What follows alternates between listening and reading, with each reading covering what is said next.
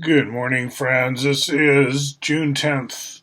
It's 9 a.m. on the dot, and that's 2025. I'm going to go through the Quadray coordinate slides as they stand today. As they stand today, there are 42 slides, but the last one just says demo, and that's a jump off point for whoever's presenting these slides. Doesn't have to be me. That's a jump off point to some demo or other, and we currently do have a demo underway with experiments in progress using what's new to us, a JavaScript implementation of Quadrays. And I'll show you some source code. It's looking a lot like Python because as time goes on, JavaScript has adopted a lot of the same idioms as Python. For example, the keyword class. There was a time when JavaScript didn't have that, as I recall. I'm not a JavaScript programmer. I mean, I've dabbled, I've used it, but I wouldn't market myself. I wouldn't hang out my shingle as a JavaScript programmer. Unlike Python, I think I know Python well enough, and I teach Python like I can advertise that I'm a Python programmer, but not always. Like I don't. It's not my first language. Python is not my first rodeo. Anyway, forward. Thought you should know a little bit about me. I call it Euclidean space because we're basically mapping the same Cartesian space as the XYZ coordinates on the left, symbolized, you could say, by a jack, that shape there on the lawn, which has plus minus x, plus minus y, plus minus z. So really we say six spokes, even though only three of them are called basis vectors. Once you get into linear algebra, there's like a hierarchy, and the positives kind of win. As usual, the negatives are second class, even though in some point of view they do the same amount of work. And I contrast that dichotomy between basis and non-basis, positive and negative, with the caltrop, which is, you could just say the name of the thing on the right. It's kind of the methane atom shape, or molecule, I should say. Carbon in the middle, hydrogens at those tetrahedron tips, tetrahedron corners, only four spokes instead of six. And in our implementation, they're all positives. You could say, think of number lines where you snap off the positive and you just screw in positive rays into the center ball, aiming off into four directions indefinitely. Those are the four positive rays are called the quadrays. Now you can add the negative rays back in, but you don't need them to express the points in the negative direction vis-a-vis any quadray because the other three can handle it. So we end up with a four-tuple namespace where we don't actually need any of the entries in the tuples to be negative numbers. Kind of like with the spaceship, you're always shooting out from the ship. You could call that positive, to be shooting a gas in the opposite direction. Just call that positive. And you can see how this spaceship can go in any direction in theory, forward, backward. Basically, it's omnidirectional just based on shooting in those four directions. Another way we can derive quadrays is by saying, let's imagine a culture where instead of inventing the negative sign for the left side of the number line, they just went to another tuple. In other words, they have a pair of numbers. So left side, right side, you've got two numbers for that. And when dividing a flat plane, they use three fences, three spokes, and one of them is always zero. Whatever region you're in, there's a fence pointing away from that region that's not involved in mapping your position. Your position is always with respect to two out of three rays, you could say. Working the same way as XYZ coordinates, where you have a certain amount of B, a certain amount of C, and that gives you 0 BC. How much, right? We don't know. It's like B and C go indefinitely. So we'll have a 1, obviously. We'll have a 1C, a 1D. And so quad is where we go to what we'd usually call 3 dimensions, but given the 4 spokes, 4 corners, we might say 4 directions, if not dimensions, and then quibble later about difference between 4 directions and 4 dimensions.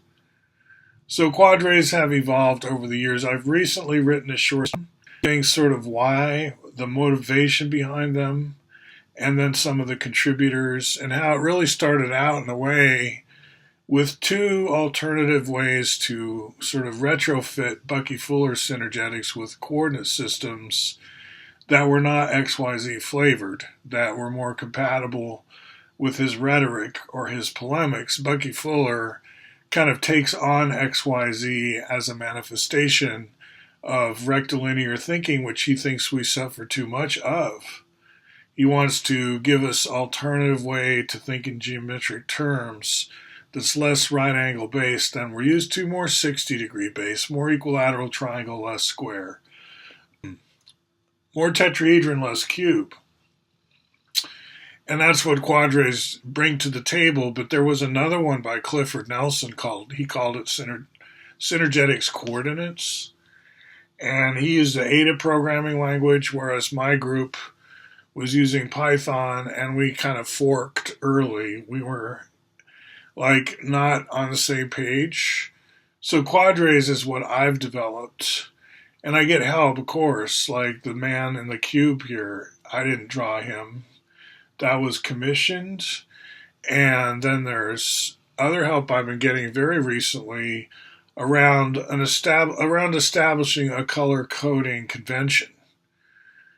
We were working with color on another topic, just getting oriented. Like if you want to share with somebody about a vista, something in front of you that you're both talking about, we have left-handed, we have right-handed, we have up-down. Look at that thing on the left. You can direct another's attention insofar as you have these labeled conventions or this namespace that allows you to direct someone's attention and vice versa. So let's use color as well as part of that.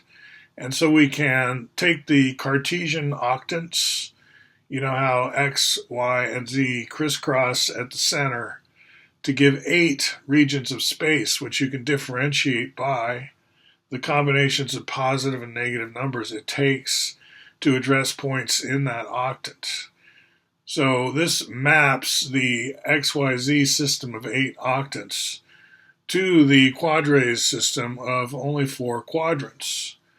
And there's a color mapping involved, and this is all kind of added recently as sort of the layer that you might want to make use of. And like in a classroom setting, not just a slide presentation that's quick, where we're just giving overview, but if we're really trying to get down and dirty, get our hands dirty, you might say, that's where the color conventions might come in really handy, right? It would help the teacher communicate and the students communicate with each other. Now, this guy in the cube sort of serves the same purpose. We needed a way to talk about the corners of a cube. And, A, B, C, D, like that. I already had those for the quadrays, A, B, C, and D. But how do they map to this guy who has hands and feet? And does it matter if he's left foot first or right foot first? It doesn't really matter. Just say best foot first. And as far as which way he's facing, I wanted his left hand to be in the first octant in XYZ where everything's positive.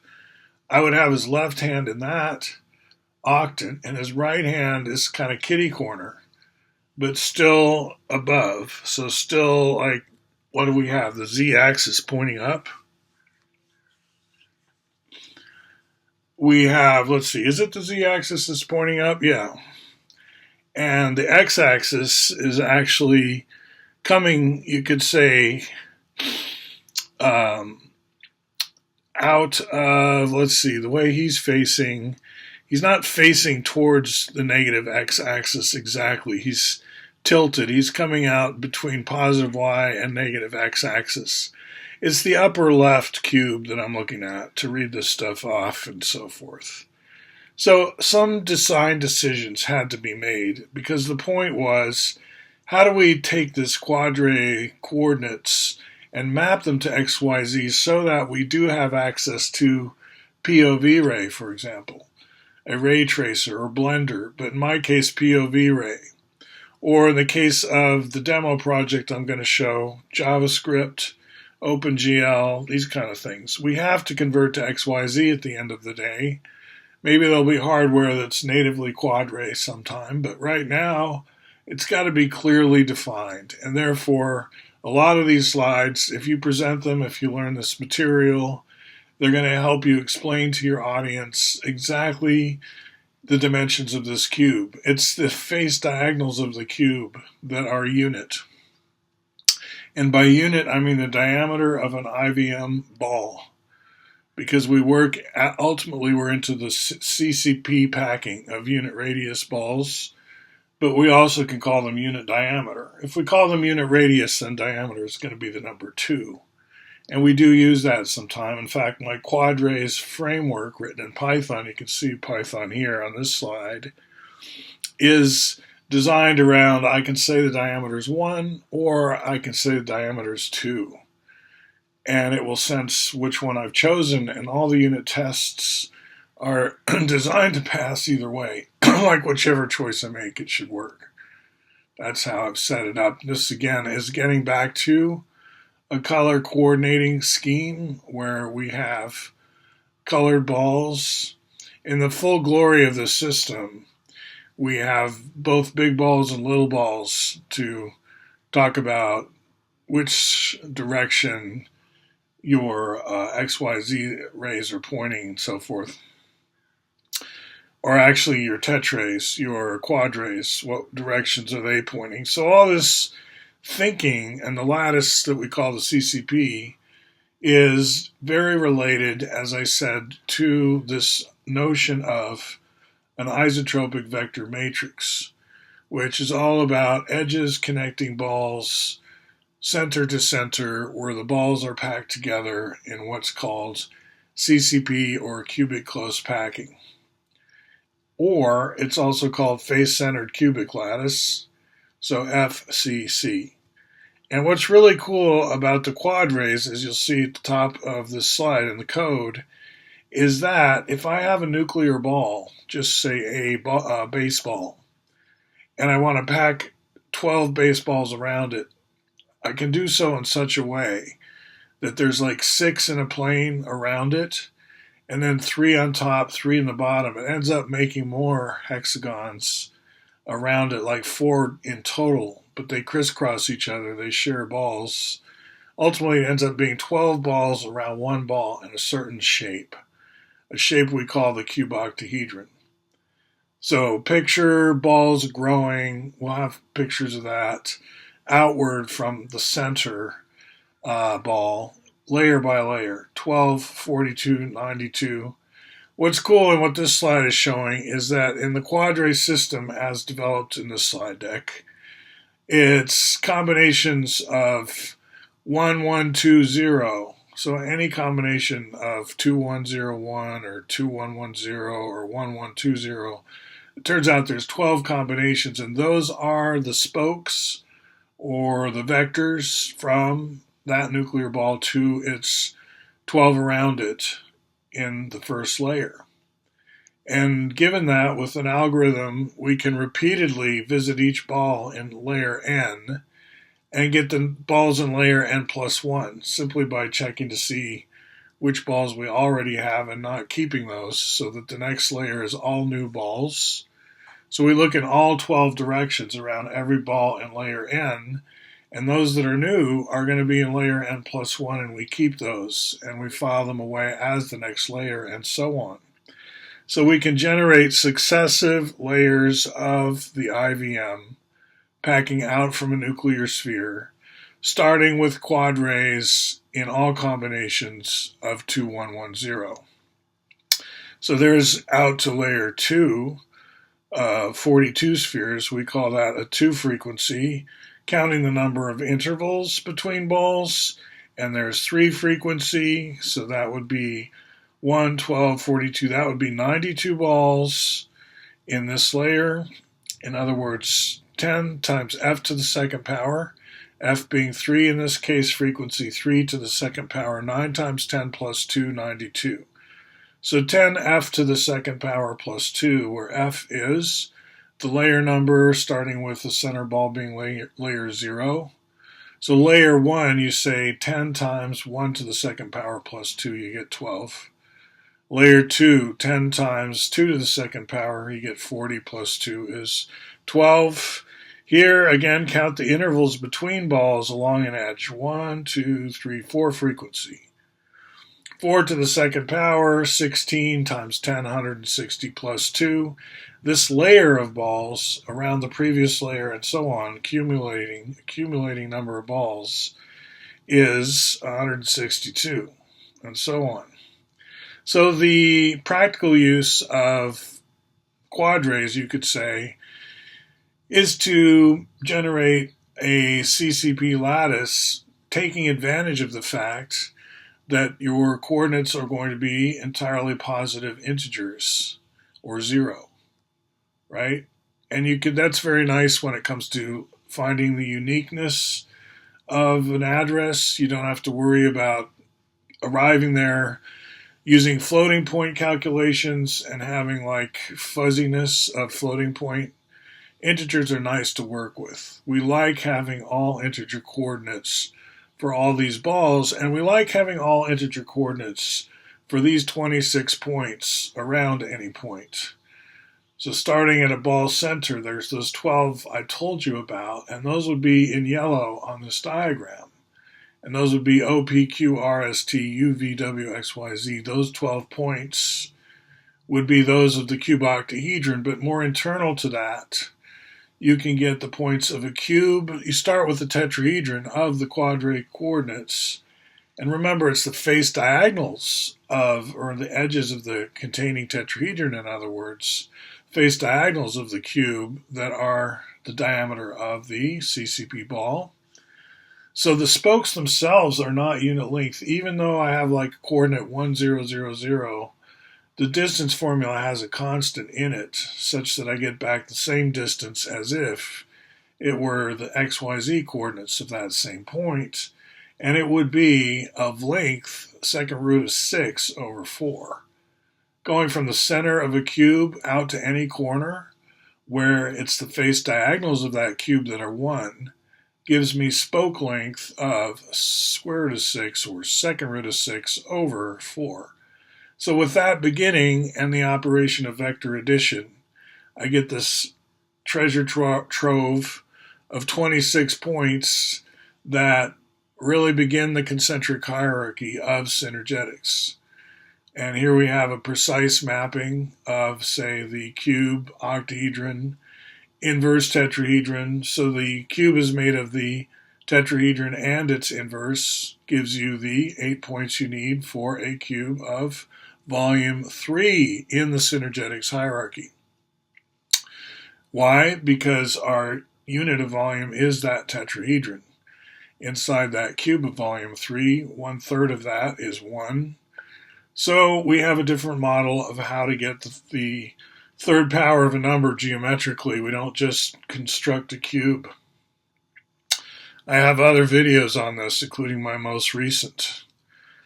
So I have some hard to read because small probably, well, on a big screen you could read this, but maybe you're watching this on your phone or something, so I won't spend a lot of time on these next two slides, but I'm talking to a math-savvy person about normalization. In other words, do quadrays have to be represented exactly the way I do it? Is there a possibility of normalizing their canonical representation? Here's the deal.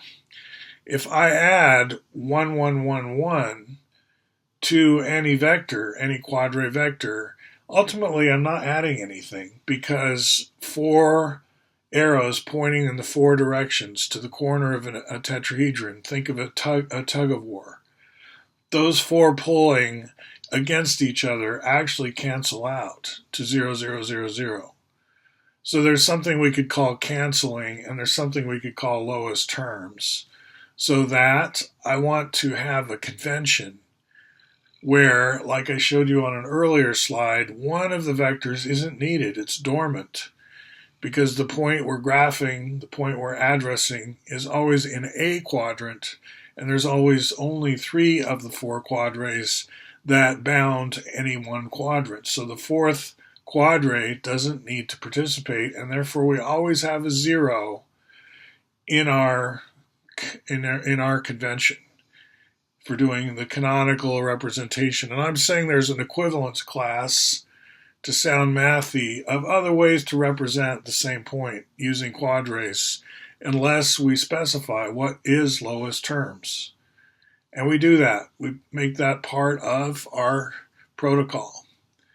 And then we can develop various tetrahedrons in terms of their quadray coordinates, such as the BEAST modules of synergetics.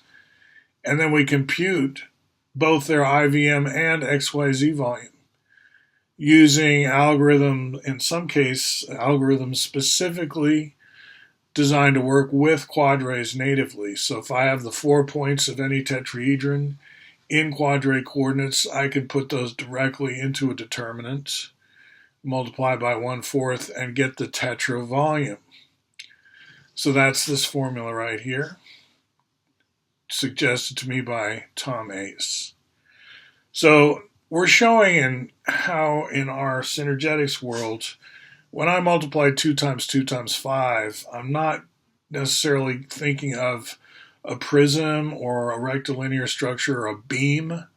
You know, the way we multiply in Earthling culture, and I call this Martian math, is we always do three right angles, 90, 90, 90, height, width, depth. And when I say 2 by 2 by 5, and you think 20, you also may think geometrically, and you think it's quite sophisticated, and it actually is, to think of a wooden beam of height, width, depth, and therefore of a rectilinear shape. But that's the convention that we're deliberately branching away from here by using 3 spokes from the corner of a regular tetrahedron and getting the same answer, 20, but representing it in a different way. We represent it with unit volume tetrahedron as our unit of volume.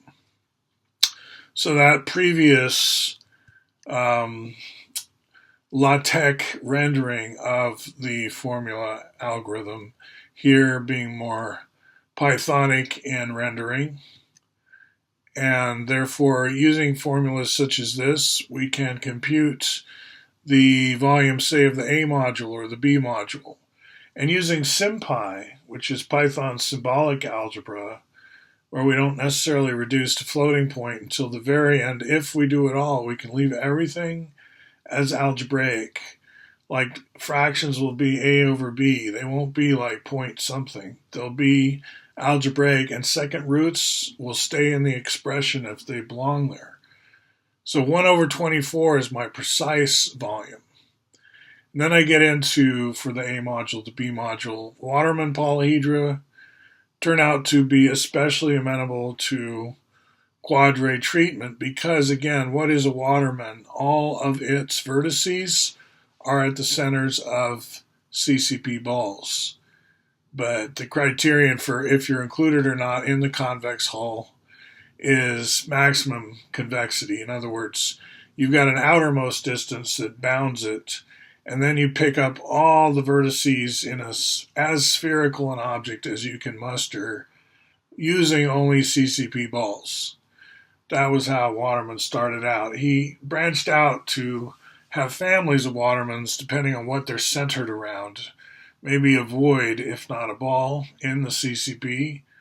But the early phase, when he was first getting started using spreadsheets and stuff, I got a box from Buckminster Fuller Institute with some handmade little models and spreadsheets and such. And I got in touch, and I started doing some Python versions, but other people, maybe even Visual Fox Pro back then, other people also collaborated with Waterman. And although mine were some of the earlier ones, computer generated. They're not necessarily the most handsome or best looking or easiest to use, right? So I wasn't maybe his favorite collaborator, but I was one of his first collaborators. He didn't do computer graphics directly. For him, it was more conceptual. Steve Waterman. We never actually talked on the phone, but we did correspond quite a bit. Okay, so the other thing is any tetrahedron with its corners as CC ball centers has a whole number volume in tetravolumes, and therefore it follows by deduction that so do the Watermans, because you can always dissolve them or fragment them into tetrahedral components is one way to look at it. So here we're going over, again, kind of what the Python looks like when you get the ball rolling. I've got pre-coded all those polyhedra using those points A through Z, the 26 points. And here we have code to verify, you could say, not prove, that if I start with 4 turtles at a common center, we'll call them turtles, and let them hop randomly in any of those 12 directions to their neighbors. Neighboring balls packed around every ball are 12 other balls you could jump to. Could jump right back to where you came from. Jump 1,000 times. Each turtle does it. You end up with a random tetrahedron. It will have whole number volume. And here I am generating those. It comes back with the 6 edge lengths that it gets from doing those jumps, expressed algebraically and as floating point numbers, and then the volume as both algebraic and floating point numbers. And you see how they are whole number volumes. I just find this very satisfying. It could be trivial too. I mean, you could show why, of course, but to me, it's just having a computer program that spits these out random tetrahedra and comes back with the whole number volume each time and uses Quadrays to do it. To me, that's kind of the demo that I've worked on. And we're about to get to a different demo. But let's just remember how this is done. The 4 turtles head off 1,000 hops. In this case, you see that loop for hop and range 1,000. So it's just going to loop 1,000 times, and for each time, it's going to go through the turtles and make each one hop in its choice of directions, i.e. randomly pick, pseudo-randomly pick, one of 12 directions, jump to that ball, and repeat. All 4 turtles 1,000 times. Get them as A, B, C, D at the end. Compute the distances between them. So there's 6 pairs. In other words, 4 turtles means 6 edges, 6 relationships, each related to the other 3. 6 unique lengths. Feed that to our volume computer. Say the one I showed you earlier with Quadray coordinate inputs, because you've got a Quadray tetrahedron here, expressible in terms of. Get the volume, and you get a whole number, in this case 6,068. Now the demo is from a programmer that Caltrop City, I'll call it, our headquarters on this project anyway, commissioned. And there's lots of notes from the coder here. If you dig down, you can get a link to his Twitter handle and so forth. I'll just let him remain anonymous for this particular video until you can find exactly who he is and get some followers for his Twitter feed would be cool. But he's doing a great job, and you can look at the source code that's coming with this, and you'll see there's class Quadray with the constructor, normalization, the way we talked about, to and from XYZ, and it's all done in JavaScript, which is way cool. I started on a Clojure version once of Quadrays just to help me learn Clojure. It's like when I want to learn a new language, I pick something I've already done in some language and try to translate it. Here he's making triangles and octahedra, and that's what you see floating around in his voxel shapes. And in real time, using the mouse, I can twirl this around, and it shows how this stuff's working with him. There's also some keyboard action, perhaps, or coming up. This is a work in progress. So that's the structure. I would recommend that if you're into synergetics at all, learn either my or Clifford Nelson's, if you can find it out there, alternative. And when I say my, I just mean the one I'm using. I didn't invent it. So either use Quadrays or the Clifford Nelson system to show something alternative to XYZ to set the tone. And then you can talk at the end about dimension theory, because even Cantor could prove that the reason we say space is 3D can't be as simple as X, Y, Z coordinates. In high school we might learn, oh, look, you only need a 3-tuple for any point, ergo space is 3D. But you can blow holes in that argument if you want to get really spicy with your math. And so Quadrays actually also helps you pry loose the idea that space has to be seen as 3D. We have a meaning for 4D that would kind of nudge 3D out because it's 4-directional and it's more primitive. It's got, by primitive I mean simpler, it's got fewer spokes, 4 instead of 6, caltrop instead of jack. So there's some polemics you can get involved in the same sense that synergetics itself is polemical against the rectilinear regime. We like to challenge Western culture, you could call it. I call it Eastern culture, Eastern Hemisphere, Greece, England, Rome. That's East, right? That's not the West. We always call it the West, but some of us are revectoring. There's some cultography going on around East versus West. I would say the Western Hemisphere is the West. So out here in the West, this stuff is getting to seem kind of like familiar, because we do in the West appreciate synergetics, if not in the East.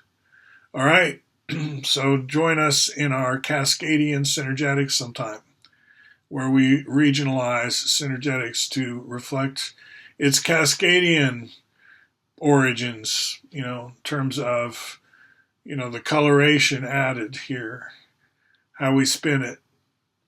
All right, I look forward to next slideshow or whatever narrative that I could share with you. Talk to you later.